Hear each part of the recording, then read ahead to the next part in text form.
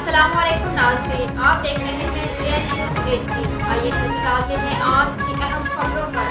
खपरू से bureau chief Hasan हंगोरू की report के मुताबिक खपरू चोरों के आगे खपरू पुलिस बेबस। एक ही रात में 4 केबलों के ताले तोड़कर लाखों का सामान ले उड़े। खपरू पुलिस और चौकीदारी सिस्टम नाकाम, दुकानदारों का एहतजाज।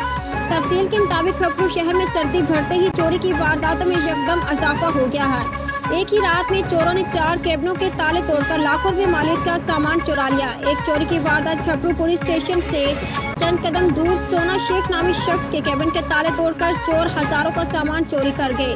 दूसरी वारदात शाही बाजार बर्फ गली में वादू मेघवाड़ की केबिन के ताले तोड़कर हजारों रुपए मालिक का सामान और सिले सिलाई कपड़े भी चोरी कर लिए गए।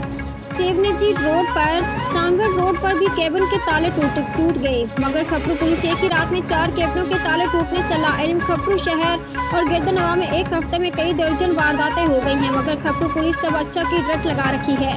शहरों ने पाकिस्तान तहरीक इंसाफ मिनारटी विंग के रहनुमा तीरथ कुमार मेघवाड़ मुकेश कुमार जयपाल की क़यादत में एहतजाज करते हुए कहा कि चोरों की देदा दिलेरी रात 11 बजे ही केबिनों के ताले तोड़कर लाखों रुपए मालिक का सामान चोरी कर गए। मगर रात ही को खपरू पुलिस को इतला दी मगर कोई कार्रवाई नहीं की गई। लगता है पुलिस भी चोरों के आगे बेबस है। एहतजाज करने वालों ने कहा कि अगर 2 दिन में चोरों को गिरफ्तार नहीं किया गया तो हम खपरू पुलिस के खिलाफ एहतजाज करेंगे और शटर बंद हड़ताल की कॉल भी देंगे।